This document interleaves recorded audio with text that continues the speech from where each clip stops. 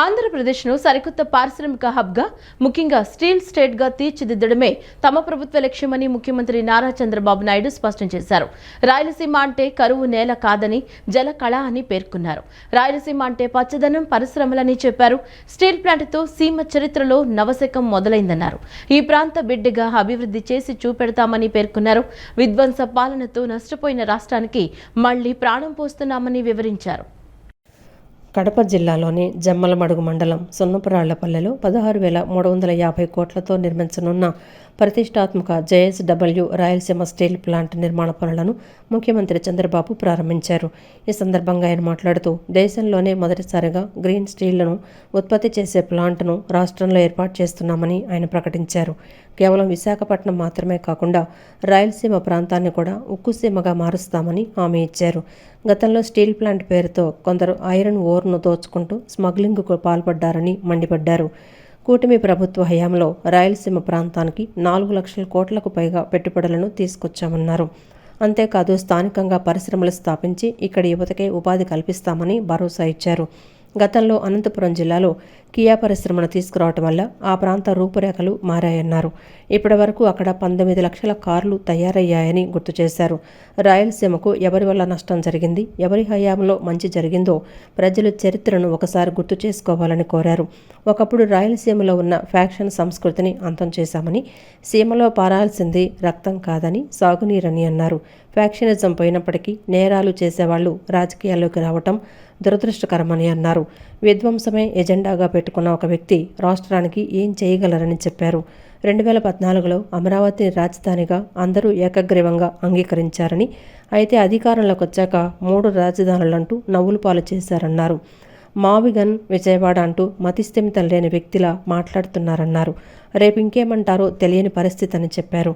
ఎవరైనా ఆడబిడ్డల జోలికొస్తే వారికి అదే చివరి రోజు అవుతుందన్నారు.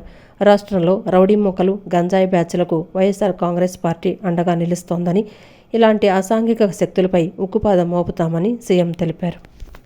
రాయలసీమ స్టీల్ ప్లాంట్ నేను ఆ రోజు హామీ ఇచ్చాను. రాయలసీమ స్టీల్ ప్లాంట్ తో ప్లాంట్ పెడతామని చెప్పాం. ఆ మాట నిలబెట్టుకున్న ప్రభుత్వం ఎన్డీఏ ప్రభుత్వం అని ఒక్కసారి మీ అందరికీ విజ్ఞప్తి చేస్తున్నా. రాయలసీమ అంటే తిరుమల వెంకన్న, శ్రీశైలం మల్లన్న, ఒంటిమిట్ట రామన్న, వీటితో పాటు ఇప్పుడు రాయలసీమ అంటే హార్టికల్చర్ అద్భుతాలు, అరుదైన ఖనిజాలు. రాయలసీమ అంటే స్వర్ణగిరి గోల్డ్ ఫీల్డ్ మొన్నే ఇనాగరేట్ చేశాను. ఈ స్వర్ణగిరి గోల్డ్ ఫీల్డ్ తో కేజీఎఫ్ కు దీటుగా హెచ్జిఎఫ్ ఉంటుంది. స్వర్ణయుగం ప్రారంభమైంది ఈ రాయలసీమ నుంచి అని మీ అందరికీ విజ్ఞప్తి చేస్తున్నా. ఇంకో పక్క రాయల్ ఎన్ఫీల్డ్ కేంద్రం.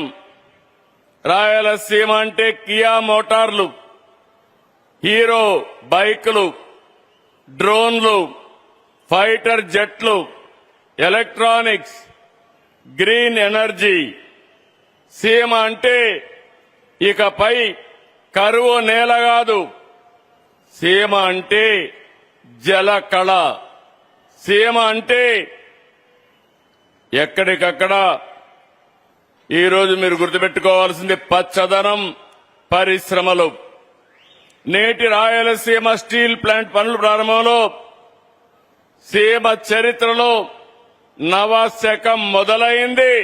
చేసి చూపించే బాధ్యత రాయలసీమ బిడ్డగా నేను తీసుకుంటున్నానని మరొక్కసారి విజ్ఞప్తి చేస్తున్నా.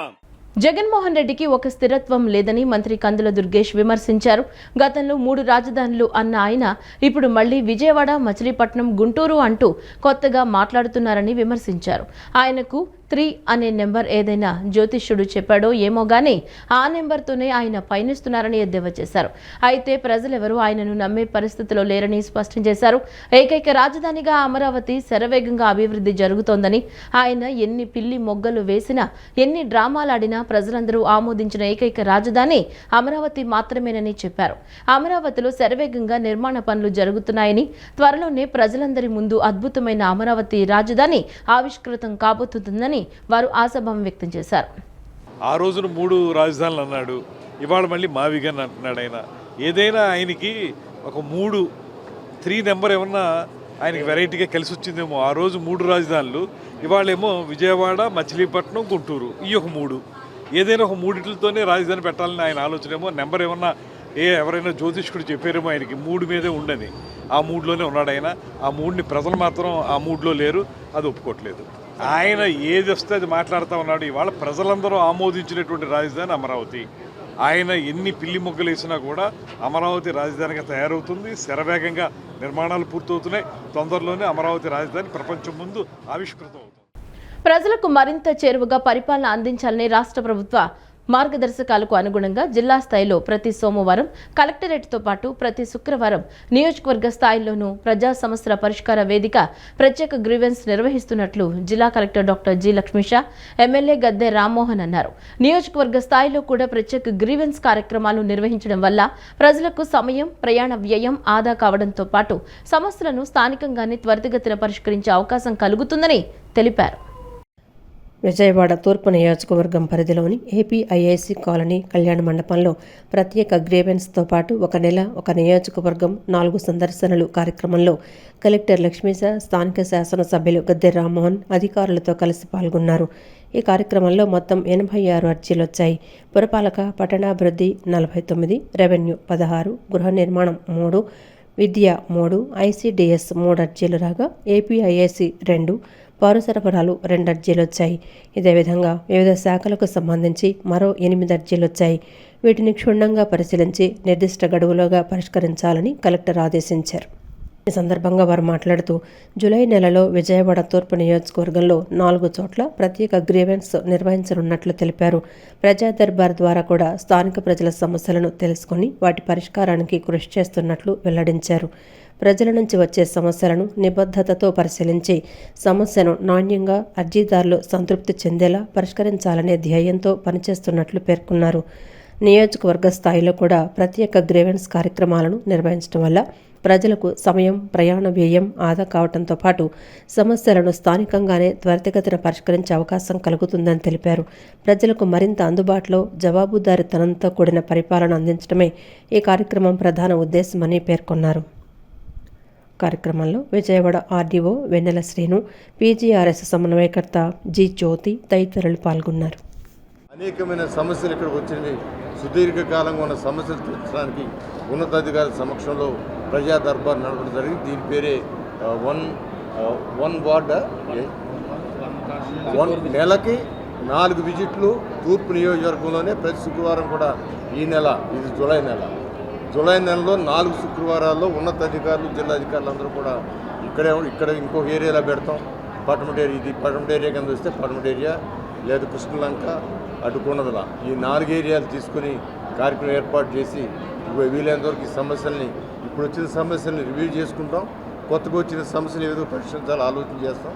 ఆ విధంగా సమగ్రంగా ప్రజల యొక్క సమస్యల పరిష్కారమే ధ్యేయంగా కూటమి ప్రభుత్వం, నారా చంద్రబాబు నాయుడు గారు, పవన్ కళ్యాణ్ గారి నాయకత్వంలో నడుస్తున్న ప్రభుత్వం, అధికారుల చేత, ప్రజాప్రతినిధుల చేత ఈ కార్యక్రమాలు సమగ్రంగా నిర్వహించేటట్టు ఏర్పాటు చేశారు. ఈ రోజున కలెక్టర్ గారు ప్రత్యేకమైన శ్రద్ధ తీసుకొని ఇక్కడ ఈ కార్యక్రమాన్ని కూడా ఏర్పాటు చేసుకోవడం జరిగింది.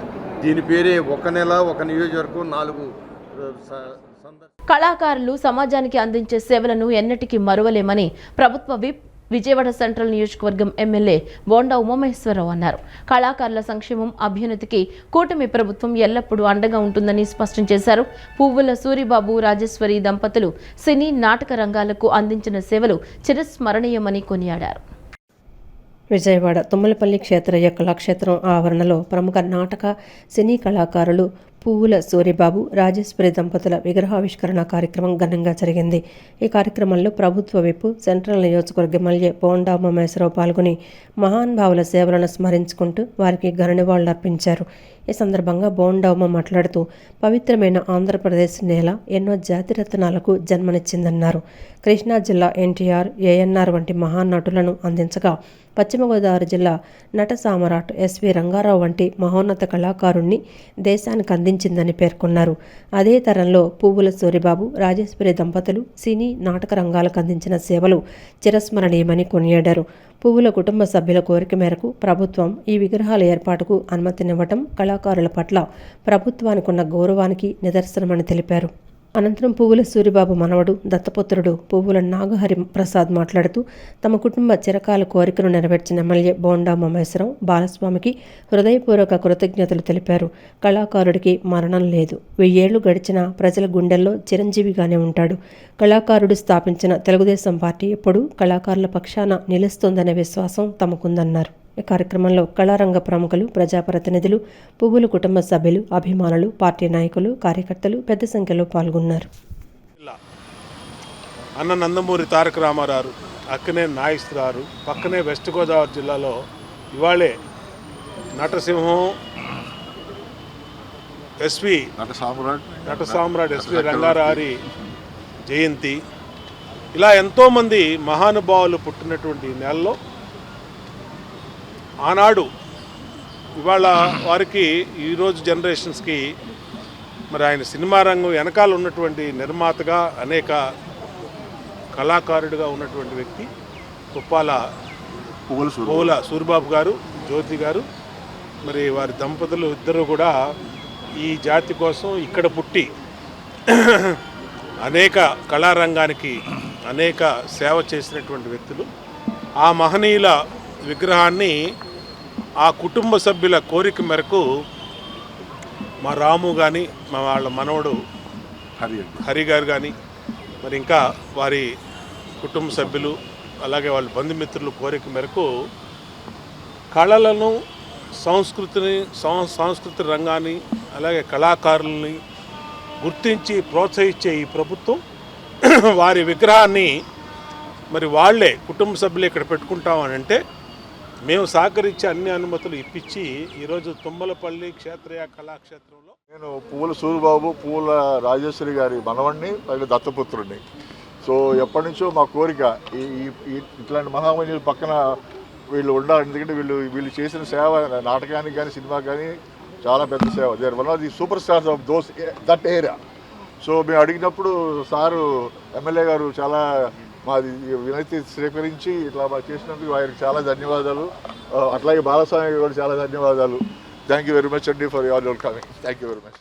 జనసేన పార్టీని క్షేత్రస్థాయి నుంచి బలోపేతం చేయడమే లక్ష్యంగా పార్టీ అధినేత ఉప ముఖ్యమంత్రి పవన్ కళ్యాణ్ నిర్ణయం తీసుకున్నారని మంత్రి కందుల దుర్గేష్ అన్నారు. పార్టీ కోసం అహర్నిశలు కృషి చేస్తున్న ప్రతి ఒక్కరిని నాయకత్వంలోకి తీసుకురావాలనే ఉన్నతమైన ఆలోచనతో పవన్ కళ్యాణ్ అడుగులు వేస్తున్నారని కొనియాడారు. Janasena party Andhra central zone convener Badita Shankar తన అనుచరులు జన సైనికులతో స్టెల్లా కాలేజ్ నుంచి భారీ ర్యాలీగా తరలివచ్చి మంత్రి కందుల దుర్గేష్ నేతృత్వంలోని కమిటీకి తన దరఖాస్తును అందజేశారు. ఈ సందర్భంగా మంత్రి దుర్గేష్ మాట్లాడుతూ ప్రతి పార్లమెంటు నియోజకవర్గానికి 30 నుంచి 32 మంది సభ్యులతో కూడిన కమిటీని ఏర్పాటు చేసి ఆశావహుల నుంచి నేరుగా దరఖాస్తులను స్వీకరిస్తున్నట్లు వెల్లడించారు. ఈ విధంగా సేకరించిన దరఖాస్తులన్నింటినీ పవన్ కళ్యాణ్ స్వయంగా పరిశీలించి తుది నిర్ణయం తీసుకుంటారని, ఎవరిని ఏ పదవిలో నియమించాలనే పూర్తి నియామక అధికారం ఆయనదేనని స్పష్టం చేశారు. విజయవాడ పార్లమెంటు నియోజకవర్గానికి సంబంధించి ఈ దరఖాస్తుల ప్రక్రియకు అనూహ్యమైన స్పందన లభిస్తోందని, కార్యకర్తలను భవిష్యత్తు నాయకులుగా తీర్చిదిద్దేందుకు జనసేన కట్టుబడి ఉందన్నారు. Janasena party Andhra central zone convener Badida Shankar తన అనుచరులు జన సైనికులతో కలిసి ఒక పండుగ వాతావరణంలో భారీ ర్యాలీగా తరలివచ్చి దరఖాస్తును అందజేశారని, ఈ దరఖాస్తును జనసేన అధినేత పవన్ కళ్యాణ్కు అందజేస్తామని పేర్కొన్నారు. అనంతరం బాధిత శంకర్ మాట్లాడుతూ పవన్ కళ్యాణ్ ఆశయాలకు, ఆయన పోరాటానికి ప్రతి ఒక్కరూ అండగా నిలవాల్సిన సమయం ఆసన్నమైందన్నారు. అందరూ కలిసికట్టుగా ముందుకు సాగాలని ఈ సందర్భంగా ఆయన విజ్ఞప్తి చేశారు. ఎందువల్లంటే ఎక్కువ మంది కార్యకర్తలు, ఎక్కువ మంది నాయకులు అందరూ కూడా ఉత్సాహంగా ఇందులో పాలు పంచుకుంటున్నారని చెప్పడానికి బాడిత శంకర్ ఈరోజు దరఖాస్తు ఇవ్వడానికి వచ్చి చేస్తున్నటువంటి కార్యక్రమమే నిదర్శనం అనేటువంటి మాట తెలియజేస్తూ, తప్పనిసరిగా ఇవాళ జనసేన పార్టీ ఖచ్చితంగా కార్యకర్తలని చూసేటువంటి పార్టీ, కార్యకర్తల నాయకులుగా తయారు చేసేటువంటి పార్టీ కనుక ఈ పార్టీ 10 కాలాల పాటు ప్రజలందరికీ మంచి చేస్తుందనేటువంటి మాటని అందరూ నమ్ముతున్నారు, అందుకే వస్తున్నారు అనేటువంటి మాట తెలియజేస్తూ అందరికీ కూడా శుభాభినందనలు. ఈరోజు అప్లికేషన్ పెట్టుకోవడానికి వచ్చాను. పండగ వాతావరణం అలాగా అంతే, కార్యకర్తలందరికీ కూడా భరోసాగా ఉండి కార్యకర్తలకి ధైర్యంగా ఉండాలనే ఒక ఉద్దేశంతో ఈ కార్యక్రమం చేసాం. ప్రతి ఒక్కరూ కూడా జనసేనని మీరు కూడా పండగ వాతావరణంలో ఈరోజే లాస్ట్ డేటు, అందరూ వచ్చి అప్లికేషన్ ఇవ్వాలని, తద్వారా పవన్ కళ్యాణ్కి అందరూ అండగా ఉండాలని నా విజ్ఞప్తి. నేటి తరానికి స్వాతంత్ర సమరయోధులు, దేశం కోసం సర్వం త్యాగం చేసిన వ్యక్తుల గురించి తప్పనిసరిగా తెలియాలని ఆంధ్రప్రదేశ్ హైకోర్టు విశ్రాంత న్యాయమూర్తి ఆకుల వెంకట శేషసాయి అన్నారు. అటువంటి వ్యక్తుల గురించి తెలుసుకోవటం వల్ల చాలా ఉపయోగం ఉందన్నారు. పిల్లల్లో చైతన్యం వస్తుందన్నారు. వృత్తిపరమైన కోర్సులు కాకుండా చరిత్ర, సంస్కృతి, భాష గొప్పతనం అన్నీ తెలియాలని తెలియచెప్పాల్సిన ఆవశ్యకత కూడా ఉందన్నారు. వీటన్నింటినీ దృష్టిలో ఉంచుకుని ఈ కార్యక్రమాన్ని ఏర్పాటు చేసినందుకు ధన్యవాదాలు తెలిపారు. భాషా సాంస్కృతిక శాఖ ఆంధ్రప్రదేశ్ సౌజన్యంతో అల్లూరి సీతారామరాజు 129వ జయంతోత్సవం, 18 మంది ప్రముఖ చిత్రకారుల చిత్రాల ఫోటో ఎగ్జిబిషన్ను విజయవాడ సివిల్ కోర్ట్స్ సమీపంలోని బుక్ ఫెస్టివల్ సొసైటీ హాల్లో ఏర్పాటు చేశారు. ఈ ప్రదర్శనను ఆంధ్రప్రదేశ్ హైకోర్టు విశ్రాంత న్యాయమూర్తులు ఆకుల వెంకట శేషసాయి, గన్నమనేని రామకృష్ణ ప్రసాద్ ప్రారంభించారు. ఈ సందర్భంగా వారు మాట్లాడుతూ, అల్లూరి సీతారామరాజు జయంతి సందర్భంగా పిల్లలకు చిత్రలేఖనం ఏర్పాటు చేయడం మంచి విషయమన్నారు. వృత్తిపరమైన కోర్సులు కాకుండా చరిత్ర, సంస్కృతి, భాష గొప్పతనం అన్నీ తెలియాలని తెలియచెప్పాల్సిన ఆవశ్యకత కూడా ఉందన్నారు. వీటన్నింటినీ దృష్టిలో ఉంచుకొని ఈ కార్యక్రమాన్ని ఏర్పాటు చేసినందుకు ధన్యవాదాలు తెలిపారు. ఈ సందర్భంగా చిత్రకళా ప్రదర్శన కన్వీనర్లు గోళ్ల నారాయణరావు, పి రమేష్ మాట్లాడుతూ, కేవలం 27 ఏళ్లు మాత్రమే జీవించి మన ఆంధ్ర రాష్ట్రంలో తెలుగు వాళ్లు దౌర్జన్యానికి, దుర్మార్గానికి ఎదురు తిరుగుతారని ఒక సందేశం, హెచ్చరికిచ్చి మరీ బ్రిటిష్ వారి మెడలు వంచిన అత్యంత సాహసోపేతమైన వ్యక్తి అల్లూరి సీతారామరాజు అని అన్నారు. అహింసను తన ఆయుధంగా చేసుకున్న మహాత్మా గాంధీ కూడా అల్లూరి సీతారామరాజు దేశభక్తిని గౌరవిస్తానని చెప్పారన్నారు. తనకు స్ఫూర్తిని సుభాష్ చంద్రబోస్ చెప్పారన్నారు. తెలుగువాడు భోగరాజు పట్టాభిరామయ్య మాత్రమే అల్లూరి సీతారామరాజు పోరాటాన్ని, గొప్పతనాన్ని శ్లాఘించిన వ్యక్తి అని అన్నారు. తెలుగువారికి గొప్ప స్ఫూర్తి అన్నారు. స్వాతంత్ర్యం కావాలంటే ప్రాణత్యాగానికైనా వెనుకాడకూడదనే ఒక చైతన్యం కలిగించిన వ్యక్తి అల్లూరి సీతారామరాజు అని కొనియాడారు. వ్యక్తిగత గోప్యత అది 500 పేజీల జడ్జిమెంట్ అండి. ఆ 500 పేజీల జడ్జిమెంట్లో ఏదైతే రాశారో ఈ ఒక్క చిత్రపటం నుంచే అది అర్థమవుతుందన్నమాట. చిత్రలేఖనంకి అంత ఫోర్స్ ఉందన్నమాట, అంత స్ట్రెంగ్త్ ఉంది. అది బేస్ చేసుకొని ఇక్కడ సీతారామరాజు గారి చిత్రపటాలు, వారి పోరాట ఘట్టాలన్నీ కూడా చిత్ర రూపంలో ప్రజెంట్ చేయడం నేను మాత్రం మొట్టమొదటిసారి చూస్తున్నాను. రాజమండ్రి మ్యూజియంలో ఎక్కడ పెట్టాను నేను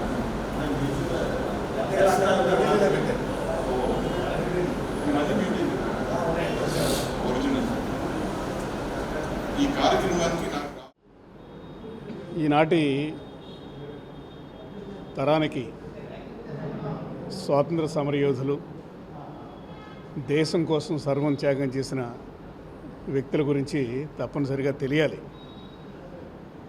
ఎందుకంటే అటువంటి వ్యక్తుల గురించి తెలుసుకోవడంలో చాలా ఉపయోగం ఉంది. ముందుగా చైతన్యం వస్తుందండి పిల్లల్లో. ఒక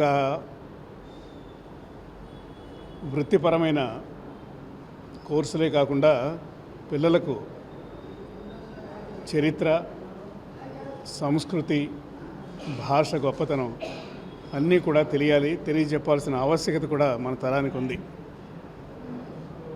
వీటన్నిటినీ దృష్టిలో పెట్టుకొని ఇటువంటి మంచి కార్యక్రమాన్ని ఏర్పాటు చేస్తున్న కార్యక్రమ నిర్వాహకులందరికీ కూడా హృదయపూర్వకమైన ధన్యవాదాలు తెలియజేసుకుంటూ, మంచి అవకాశాన్ని ఇచ్చిన మీ అందరికీ కూడా కృతజ్ఞతలు. ప్రాణత్యాగానికైనా వెనుకాడకూడదు అనే ఒక చైతన్యం కలిగించిన మనిషి అల్లూరి సీతారామరాజు గారు. ఆయన జన్మదినం రేపు అయినప్పటికీ కూడా ఈ రోజున పిల్లలందరికీ ఒక చిత్రకళ పోటీలు పెడుతూ అలాగే ఈ వారి జీవితానికి సంబంధించిన చిత్రాలన్నీ కూడా మనం ప్రదర్శిస్తూ ఈ కార్యక్రమానికి విశ్రాంత ఆంధ్రప్రదేశ్ హైకోర్టు న్యాయమూర్తులు శ్రీ ఆకుల వెంకటశేషరాయ గారు అలాగే గన్నమనేని రామకృష్ణ ప్రసాద్ గారు వచ్చినందుకు వారికి ప్రత్యేకమైన కృతజ్ఞతలు తెలియజేస్తూ ప్రభుత్వ సహకారంతో థియేటర్ల యాజమాన్యాలకు అవసరమైన మద్దతు అందించే దిశగా ఏపీ ఫిలిం ఛాంబర్ పనిచేస్తుందని AP film chamber of commerce అధ్యక్షుడు శ్రీనివాస్ మంద, ప్రధాన కార్యదర్శి చైతన్య జంగా చెప్పారు. ముఖ్యమంత్రి నారా చంద్రబాబు నాయుడు నాయకత్వంలోని ప్రభుత్వం చిత్ర పరిశ్రమ అభివృద్ధికి సానుకూలంగా ఉందని, రాష్ట్రంలో సినిమా చిత్రీకరణలు పెరిగేలా మంత్రి నారా లోకేష్, ఎమ్మెల్యే నందమూరి బాలకృష్ణ తీసుకుంటున్న చర్యలు పరిశ్రమకు ఊతమిస్తాయన్నారు. విజయవాడలోని హోటల్ ప్రైడ్ మాధవాలో నిర్వహించిన కార్యక్రమంలో ప్రముఖ శాస్త్రవేత్త డాక్టర్ మిక్కిలి ప్రసన్న కుమార్ను AP film chamber of commerce ఉపాధ్యక్షుడిగా నియమించారు. ఈ సందర్భంగా రాష్ట్రంలో చిత్ర పరిశ్రమ అభివృద్ధి, సింగిల్ స్క్రీన్ థియేటర్ల పరిరక్షణ, ఆధునిక సాంకేతిక పరిజ్ఞానం వినియోగం తదితర అంశాలపై కార్యాచరణ ప్రణాళికను వెల్లడించారు. ఈ సందర్భంగా ఛాంబర్ అధ్యక్షుడు శ్రీనివాస్ మంథా, ప్రధాన కార్యదర్శి చైతన్య జంగా మాట్లాడుతూ ఉమ్మడి రాష్ట్రంలో ఒకప్పుడు 1400కు పైగా సింగిల్ స్క్రీన్స్ థియేటర్లు ఉండేవని, రాష్ట్ర విభజన అనంతరం ఆంధ్రప్రదేశ్లో 716, తెలంగాణలో 302 మాత్రమే మిగిలాయని తెలిపారు. మారుతున్న పరిస్థితులు, నిర్వహణ వ్యయం పెరగటం వల్ల సింగిల్ స్క్రీన్ థియేటర్ల మనుగడ ప్రశ్నార్థకంగా మారిందన్నారు. సింగిల్ స్క్రీన్ థియేటర్లు కొనసాగితే వేలాది మందికి ఉపాధి లభిస్తుందని పేర్కొన్నారు. రాష్ట్రంలో చిత్ర పరిశ్రమ పునర్వైభవం సాధించేలా AP film development corporation chairman Bharat Bhushan మార్గదర్శనంలో తాము ముందుకు సాగుతున్నట్లు మంథా శ్రీనివాస్, చైతన్య జంగా వెల్లడించారు. అనంతరం నవరంగ్ థియేటర్ అధినేత వి భూపాల్ ప్రసాద్ మాట్లాడుతూ చిత్ర పరిశ్రమ అభివృద్ధితో పాటు సింగిల్ స్క్రీన్ థియేటర్ల పరిరక్షణ కోసం ఏపీ ఫిలిం ఛాంబర్ చేపడుతున్న కార్యక్రమాలు అభినందనీయమని పేర్కొన్నారు. అనంతరం నూతన ఉపాధ్యక్షుడు డాక్టర్ మిక్కిలి ప్రసన్న కుమార్ మాట్లాడుతూ సినీ రంగంపై ఉన్న అభిరుచితో ఈ బాధ్యతలు స్వీకరించానని, ఆంధ్రప్రదేశ్లో చిత్ర పరిశ్రమ అభివృద్ధికి మరింత కృషి చేస్తానని చెప్పారు. సినీ పరిశ్రమకు చెందిన అన్ని విభాగాలకు అవసరమైన ఆధునిక సాంకేతిక పరిజ్ఞానాన్ని అందుబాటులోకి తీసుకురావడానికి చర్యలు చేపడతామని తెలిపారు. అనంతరం సఖీ శక్తి వెల్ఫేర్ ఫౌండేషన్ అధ్యక్షురాలు జయా పటేరియా మాట్లాడుతూ తెలుగు సినీ పరిశ్రమ అభివృద్ధికి ఏపీ ఫిలిం ఛాంబర్తో కలిసి పనిచేస్తామని చెప్పారు. ఈ కార్యక్రమంలో ప్రముఖ heroine Anaya Kashyap, AP film chamber of commerce vice president L Radha Rajeshwari, treasurer M Eswararao, joint సెక్రటరీలు P Solomon, P Sirisha, AP film chamber of commerce ప్రతినిధులు కోడె చైతన్య, విఎఫ్ఎక్స్ నవీన్, డైరెక్టర్ చంద్రశేఖర్, రామశెట్టి అప్పారావు తదితరులు పాల్గొన్నారు. ఆంధ్రప్రదేశ్లో 700 దగ్గరగా 712 సింగిల్ స్క్రీన్స్, తెలంగాణలో ఒక 300 సింగిల్ స్క్రీన్ థియేటర్స్ ఉన్నాయి. కరెంటుతో కానీ వాటితో కానీ చాలా ఇబ్బందులు ఫేస్ అవుతున్నాయి. వాటికి మా AP film chamber solar system ఏర్పాటు చేసి వాటన్నిటికీ కరెంటు విధంగా అన్ని విధాలు చేయాలని చెప్పని మనస్ఫూర్తి కోరుకుంటున్నాం. అదేవిధంగా మా భూపాల్ ప్రసాద్ గారు ఒక ఆధ్వర్యంలో ఆయన అనుమతితో ఒక ప్రపోజల్ తీసుకొచ్చి ఆంధ్రప్రదేశ్ గవర్నమెంట్ ద్వారా ఏపీ ఫిల్మ్తో టైఅప్ అయ్యే దిశగా కూడా మేము ప్రయత్నం చేస్తామని చెప్పని మన ఆంధ్రప్రదేశ్ అభివృద్ధికి ఎన్నో ప్రణాళికలు రచిస్తున్నారు. ఇటువంటి టైంలో మేము AP film chamber of commerce నుంచి కూడా ఖచ్చితంగా ఏదో చేయాలి అనే ఒక లక్ష్యంతో చాలామంది రకరకాలుగా వస్తున్నారు, ఎంక్వైరీస్ చేస్తున్నారు, ఏపీ ఫిలిం ఛాంబర్లో జాయిన్ అవుతామని. అతి త్వరలో మా వాసిరెడ్డి భూపాల్ ప్రసాద్ గారు అంటే మాకు ఆద్యులు పూజ్యులు, ఒక గౌరవమైన వ్యక్తి, సినిమా ఇండస్ట్రీలో ఈరోజు తెలియని వారు అంటూ ఉండరు. దేశవ్యాప్తంగా వాసిరెడ్డి భూపాల్ ప్రసాద్ గారు అంటే తెలియని వారు ఉండరు. వారిని సభాముఖంగా నేను తెలియజేస్తున్నాను. ప్రతి ఒక్కరికి కూడా అది అందుబాటులోకి రావాలి. ప్రతి టాలెంట్ ఉన్నటువంటి యూత్ అందరికీ ఒక మార్గనిర్దేశం అనేటువంటిది కావాలి. ఈ రోజుల్లో చాలా ఉన్నటువంటి ఫేమ్ అండ్ నెట్వర్క్స్తో లేకపోతే జాబ్ ప్రొడక్షన్స్ తోటి ఎంతోమందికి ఎన్నో రకాలుగా ఇది అండగదండలుగా నిలబడాలి అనేటువంటి ఒక ఉద్దేశంతో చేయటం అనేటువంటిది ఇట్లా చేద్దాం అనుకునేటువంటి విధంగా మన అందరూ డిస్కస్ చేయడం జరిగింది. ఛాంబర్ నుంచి ఏపీలో ఉన్న థియేటర్స్ అందరికీ ఫిలిం పవర్ సప్లై ఎలా ఉంది, వాళ్ళకి బిల్లులు కూడా కట్టలేకపోతున్నారనే నేపథ్యంలో ఉన్న వాటికి ఈరోజు పవర్ సప్లై చేయడం కోసం మేము ముందుకు వచ్చామండి. సోలార్ పవర్తో వచ్చామండి ముందుకి. సో అలాంటి సపోర్ట్తో మా ఏపీ ఫిలిం ఛాంబర్ మన మంథా శ్రీనివాస్ గారు, జంగా చైతన్య గారు అండ్ మిక్కిలి ప్రసన్న కుమార్ గారు ఈరోజు మొట్టమొదటిగా తలపెట్టిన కార్యక్రమంతో ఈరోజు మొదలుపెట్టామండి. తిరుమల తిరుపతి దేవస్థానంలో స్వామివారికి ఏ విధంగా బ్రహ్మోత్సవాలను అత్యంత వైభవంగా నిర్వహిస్తారో అదే సంప్రదాయం, అదే భక్తి శ్రద్ధలతో చిట్టినగర్లో కొలువై ఉన్న శ్రీ పద్మావతి గోదాదేవి సమేత గరుడాచల స్థిత శ్రీ వెంకటేశ్వర స్వామివారికి బ్రహ్మోత్సవాలను నిర్వహించడం ఎంతో ఆనందదాయకమని యువ పారిశ్రామికవేత్త బాయన వరుణ్ తెలిపారు. ఇటువంటి ఆధ్యాత్మిక కార్యక్రమంలో తాను భాగస్వామి కావటం తన అదృష్టంగా భావిస్తున్నానని పేర్కొన్నారు. స్వామివారి కరుణా కటాక్షాలు రాష్ట్ర ప్రజలందరిపై ఉండాలని, ప్రతి కుటుంబం సుఖశాంతులతో వర్ధిల్లాలని ఆకాంక్షించారు. నగరాల సంఘం రాష్ట్ర అధ్యక్షులు బాయన బాబ్జీ ఆధ్వర్యంలో చిట్టినగర్లో కొలువై ఉన్న శ్రీ పద్మావతి గోదాదేవి సమేత గరుడాచల స్థిత శ్రీ వెంకటేశ్వర స్వామివారి దేవస్థానంలో జరుగుతున్న 15వ వార్షిక బ్రహ్మోత్సవాలు అత్యంత వైభవంగా కొనసాగుతున్నాయి. బ్రహ్మోత్సవాలలో భాగంగా నిర్వహించిన గరుడ వాహన సేవ, స్వామివారి నగరోత్సవం భక్తుల జయ జయ ధ్వానాల మధ్య అంగరంగ వైభవంగా జరిగింది. ఈ వేడుకలకు ముఖ్య అతిథులుగా ఆంధ్రప్రదేశ్ నగరాల సంఘం అధ్యక్షులు బాయన బాబ్జీ తనయుడు యువ పారిశ్రామికవేత్త బాయన వరుణ్, కౌసల్య దంపతులు పాల్గొన్నారు. ముందుగా ఆలయానికి చేరుకున్న వారు శ్రీ స్వామివారిని దర్శించుకుని ప్రత్యేక పూజలు, అర్చనలు నిర్వహించారు. అనంతరం వేద పండితుల మంత్రోచ్చారణల మధ్య స్వామివారి గరుడ వాహన నగరోత్సవాన్ని ఘనంగా ప్రారంభించారు. ఈ సందర్భంగా యువ పారిశ్రామికవేత్త బాయన వరుణ్ మాట్లాడుతూ తిరుమల తిరుపతి దేవస్థానంలో నిర్వహించే బ్రహ్మోత్సవాల తరహాలో చిట్టినగర్లో కూడా ప్రతి సంవత్సరం అత్యంత వైభవంగా ఉత్సవాలు నిర్వహించడం ఎంతో సంతోషకరమైన విషయమన్నారు. ఇటువంటి దైవ కార్యాలలో పాల్గొనే అవకాశం రావడం తనకు దక్కిన అదృష్టమని పేర్కొన్నారు. శ్రీ వెంకటేశ్వర స్వామివారి అనుగ్రహం రాష్ట్ర ప్రజలందరిపై ఉండాలని, ప్రజలందరూ ఆయురారోగ్యాలు సుఖ సంతోషాలతో జీవించాలని ఆకాంక్షించారు. అనంతరం ఆలయ కమిటీ సభ్యులు హనుమంతరావు, పిళ్ళ శ్రీనివాసరావు మాట్లాడుతూ తమ కమిటీ ఆధ్వర్యంలో గత 14 ఏళ్లుగా స్వామివారి బ్రహ్మోత్సవాలను ఎంతో ఘనంగా నిర్వహిస్తున్నామని చెప్పారు. ఈ ఏడాది ఉత్సవాలలో భాగంగా స్వామివారి నగరోత్సవం ఎంతో వైభవంగా నిర్వహించామని తెలిపారు. రాబోయే రోజుల్లో ఇదే రీతిలో స్వామివారి బ్రహ్మోత్సవాలను మరింత ఘనంగా నిర్వహించే రీతిలో కృషి చేస్తామని చెప్పారు. ఈ కార్యక్రమంలో స్వామివారి భక్తులు, ఆలయ కమిటీ సభ్యులు పెద్ద ఎత్తున పాల్గొన్నారు.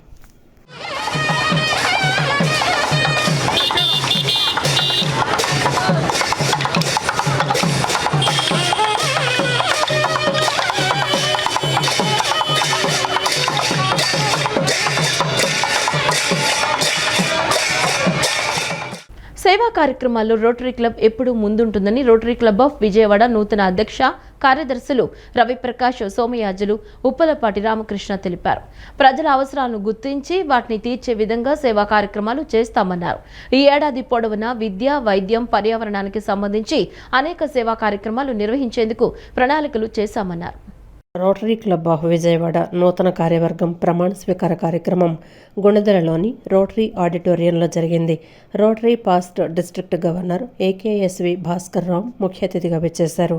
Past district governor doctor K Pattabhiram, rotary club of Vijayawada అధ్యక్షులు రవిప్రకాష్, సోమయాజులు, కార్యదర్శిగా ఉప్పలపాటి రామకృష్ణ కార్యవర్గ సభ్యులతో ప్రమాణ స్వీకారం చేయించారు.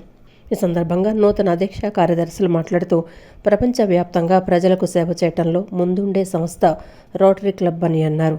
ప్రతి ఏటా వివిధ రకాల సేవా కార్యక్రమాలు చేస్తుంటామన్నారు. ఈ ఏడాది కూడా పలు సేవా కార్యక్రమాలు నిర్వహించేందుకు ప్రణాళికలు సిద్ధం చేశామన్నారు. విద్య, వైద్యం, పర్యావరణానికి సంబంధించిన కార్యక్రమాలు నిర్వహిస్తామని తెలిపారు. ఈ కార్యక్రమంలో నృత్య కళాకారుణులు ప్రదర్శించిన పలు శాస్త్రీయ నృత్యాలు ఆకట్టుకున్నాయి. రోటరీ క్లబ్ ఆఫ్ విజయవాడ మన విజయవాడ పరిసర ప్రాంతాల్లో ఎంతోమందికి సుపరిచయం. ఎన్నో కార్యక్రమాలు, సేవా కార్యక్రమాలు చేస్తూ ఉంటారు. ఆ సేవా కార్యక్రమాలని ఇంకొక ఈ సంవత్సరం కూడా కంటిన్యూ చేస్తామని అందరికీ సభా తరఫున చెప్తున్నాం. లాంచ్ చేస్తున్నామండి. త్రూ అవుట్ ద ఇయర్ ఇంకా ఇలాంటి ప్రోగ్రామ్స్ చాలా సోషల్ సర్వీస్ చేసి నీడ్ ఉన్న వాళ్ళకి ఏ కార్యక్రమాలు లైక్ సుపోషణ అని, క్యాన్సర్ స్క్రీనింగ్ ప్రోగ్రామ్స్ అని, ఎడ్యుకేషన్ ప్రోగ్రామ్స్ అని, గ్రీన్ ఇనిషియేటివ్ అని, చెట్లు నాటడం, గ్రీన్ బాల్స్, ఇట్లా రకరకాల ప్రోగ్రామ్స్ టేకప్ చేశామండి. ఇంకా చాలా ప్రోగ్రాంలు మీ అందరి తోడ్పాటుతో ఇంకా ప్రజలను కూడా ఇనిషియేట్ చేసి మమేకం చేసి చాలా దిశానిర్దేశంతో మొదలు పెడతాము. అలాగే ఈరోజు కూడా మనము కొత్త ఆశయాలతో అడుగులు వేస్తున్న ఈ రోటరీ క్లబ్ ఆఫ్ విజయవాడ 84వ రిజిస్ట్రేషన్ మహోత్సవాన ఈ సంవత్సరపు కార్యక్రమాలని మన నూతన బోర్డు యొక్క సేవా సంకల్పాన్ని ప్రతిబింబించే అతి అద్భుతమైన థీమ్ పేరే రమణ. ఎప్పుడైతే మన ప్రెసిడెంట్ గారు రమణం అని పేరు పెట్టి నాకు డీటెయిల్స్ ఇచ్చారో అసలు ఈ రమణం అంటే ఏంటి అనేది నేను కొద్దిగా చిన్నగా సెర్చ్ చేశాను అనమాట. రమణం అంటే ఆహ్లాదం, ఆనందం మరియు పవిత్రత. ఇదే కాకుండా దీన్ని మనకు పాతకాలంలో పురాణాల్లో ఆదిశంకరాచార్యుల వారు చాలా ఎక్కువగా వాడారట. రమంతే తీవ్రమైన గుండె వైఫల్యంతో బాధపడుతున్న రోగికి సిఆర్టీ-డి చికిత్సతో పునర్జన్మను ప్రసాదించారు విజయవాడలోని లతా సూపర్ స్పెషాలిటీ వైద్య బృందం. హార్ట్ ట్రాన్స్ప్లాంట్ తప్ప మరో మార్గం లేదు అని పలువురు వైద్య నిపుణుల నుంచి అభిప్రాయం వ్యక్తమైన నేపథ్యంలో ఆ రోగికి అత్యాధునిక సిఆర్టీ-డి చికిత్సను విజయవంతంగా అందించి కొత్త జీవితాన్ని అందించారు లతా సూపర్ స్పెషాలిటీ హాస్పిటల్స్ వైద్యులు. కేవలం 15 రోజుల్లో రోగి గుండె పనితీరులో విశేషమైన మెరుగుదల కనిపించిందని ఆసుపత్రి chief cardiologist doctor Thota Naga Raghunandan తెలిపారు. గుండె సమస్యతో బాధపడుతున్న రోగికి సిఆర్టీ-డి చికిత్స ద్వారా అతని ప్రాణాలు కాపాడిన నేపథ్యంలో విజయవాడలోని లతా సూపర్ స్పెషాలిటీ ఆసుపత్రిలో విలేకరుల సమావేశం నిర్వహించారు. సమావేశంలో ఆసుపత్రి chief cardiologist doctor Thota Naga Raghunandan, neurologist doctor Pramod Chelasani మాట్లాడారు. మచిలీపట్నానికి చెందిన 63 ఏళ్ల బి రమేష్ గత 6 నెలలుగా తీవ్రమైన గుండె వైఫల్యంతో బాధపడుతున్నారని, స్వల్ప శ్రమ చేసినా తీవ్రమైన ఆయాసం, తల తిరగటం, నేలపై ఉన్న వస్తువులను తీసుకోవడానికి వంగినా స్పృహ కోల్పోయే పరిస్థితి ఏర్పడేదన్నారు. వైద్య పరీక్షల్లో గుండె పంపింగ్ సామర్థ్యం కేవలం 10% మాత్రమే ఉన్నట్లు గుర్తించారు. పరీక్షల్లో ఎడమ జఠరిక తీవ్రంగా విస్తరించడం, ఈసీజీలో లెఫ్ట్ బండిల్ బ్రాంచ్ బ్లాక్తో పాటు క్యూఆర్ఎస్ డ్యూరేషన్ 200 మిల్లీ సెకండ్లు నమోదయ్యాయని, దీంతో పలువురు నిపుణులు హార్ట్ ట్రాన్స్ప్లాంట్ మాత్రమే మార్గమని సూచించారన్నారు. ఈ పరిస్థితుల్లో రమేష్ లతా సూపర్ స్పెషాలిటీ హాస్పిటల్ను సంప్రదించగా chief cardiologist doctor Thota Naga Raghunandan రోగి పరిస్థితిని సమగ్రంగా పరిశీలించి సిఆర్టీ-డి ఇంప్లాంట్ చికిత్స చేశారు. ఈ చికిత్స అనంతరం కేవలం 15 రోజుల్లోనే రమేష్ గుండె పంపింగ్ సామర్థ్యం 10% నుంచి 45%కి పెరిగింది. అలాగే క్యూఆర్ఎస్ డ్యూరేషన్ 200 మిల్లీ సెకండ్ల నుంచి 130 మిల్లీ సెకండ్లకు తగ్గిందని తెలిపారు. మాకు ఇంకొక ఆప్షన్ లేదు. పేషెంట్కి సర్వైవల్ అనేది ఇంపార్టెంట్. సో మీరు ఏం చేయాలి అనుకుంటున్నా మీరు చెయ్యండి, మేము దానికి కావాల్సినవన్నీ మేము సమకూర్చుకుంటాం అనే ఒక భరోసాని నాకు ఇవ్వటం జరిగింది. దానికి ప్రాసెస్ చేసే మీకు తెలుసు గుండెకి సంబంధించిన ప్రతి ఆపరేషన్ చాలా సంక్లిష్టమైనది. ఎప్పుడు ఏ నిమిషంలో బీపీ డౌన్ అయ్యి పేషెంట్కి ఏమవుతుందనేది చెప్పే పరిస్థితి కాదు. ఇది కూడా వారు అర్థం చేసుకుని భరోసా ఇవ్వటంతో నేను కూడా యాజమాన్యానికి ప్రమోద్ గారికి, డాక్టర్ ప్రమోద్ గారికి ఈ విషయాన్ని చెప్పడం జరిగింది. ప్రమోద్ గారు కూడా ఒకే ఒక మాట అన్నారు, పేషెంట్కి మంచి జరుగుతుందంటే ఎంత దూరమైనా వెళ్దాం, ఏవైనా చేద్దాం అనే విషయాన్ని చెప్పారు. సో దాంతో మెట్రానిక్ కంపెనీ అని ఉన్న కంపెనీస్ అన్నింటిలోకి మోస్ట్ అడ్వాన్స్డ్ కంపెనీ అదే. పేస్ మేకర్స్ కానీ గుండె ట్రాన్స్ప్లాంట్ చేసుకుంటేనే ఈ పేషెంట్ ఇవాళ ఇక్కడ కూర్చోగలిగి ఉండేవారు. అలాంటి గుండె ట్రాన్స్ప్లాంట్ చేయాలంటే ఎన్ని ఇబ్బందులు ఉన్నాయి.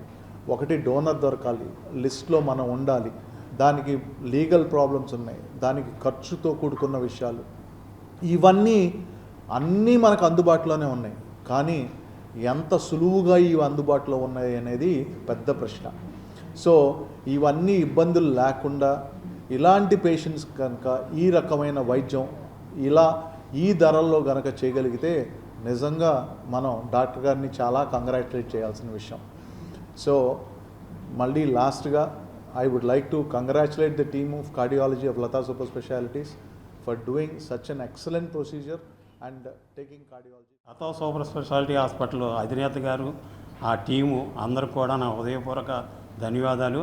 కాకపోతే నా పరిస్థితి కూడా ఆలోచించి వాళ్ళు నాకు ఎంతవరకు సహాయం చేయాలో అంతవరకు కూడా సహాయం చేశారు అధినేత గారు. వారికి అలాగే డ్యూటీ డాక్టర్లకి, ఐసీ రూమ్లో ఉన్న డ్యూటీ డాక్టర్లు కానివ్వండి, ఎక్కువ చేసిన స్టాఫ్ కానివ్వండి, హాస్పిటల్లో పనిచేసే స్టాఫ్ కానివ్వండి, అందరూ చాలా సహకరించి నాకు చాలా ఇచ్చేశారు. ఎవరు కూడా కోపంతో కానీ అసహ్యంతో కానీ ఉండటం కానీ ఎక్కడ జరగలేదు. అలాగే డాక్టర్ గారు రఘునందన గారికి నా యందు, మా ఫ్యామిలీ యందు, మా బంధువుల యందు అభినందనలు తెలుపుకుంటున్నాం.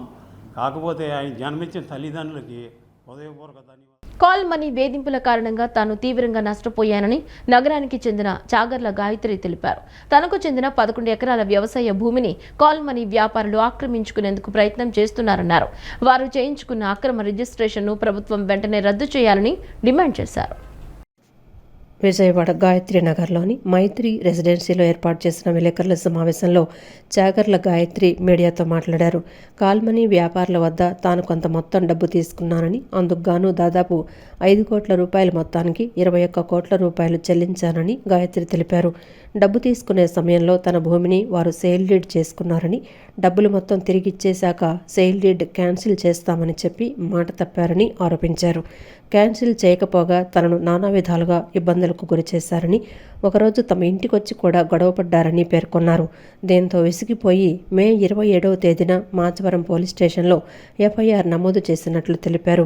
తన భూమికి సంబంధించి ఎఫ్ఐఆర్ నమోదైన తర్వాత జూన్ 2వ తేదీన సదరు వ్యక్తులు తమకున్న అంగబలం, అర్థబలం, రాజకీయ బలంతో అధికారులపై ఒత్తిడి తెచ్చి ఆ భూమిని వేరే వాళ్ల పేరు మీదకు మ్యుటేషన్ ద్వారా ట్రాన్స్ఫర్ చేయించుకున్నారని గాయత్రి ఆరోపించారు. ఇప్పటి వరకు తమ స్వాధీనంలో ఉన్న పొలాన్ని వారు రౌడీయిజం చేస్తూ దౌర్జన్యంగా లాక్కోవడానికి ప్రయత్నిస్తున్నారని తెలిపారు. మే 27వ తారీఖున ఎఫ్ఐఆర్ పెట్టానండి. కాల్మనీ బాధితుల మూలంగా వాళ్ళ దగ్గర నేను కొంత అమౌంట్ తీసుకున్నాను సార్. ఒక 5 కోట్ల అమౌంట్ తీసుకుని నేను 21 కోటి డబ్బులు కట్టానండి.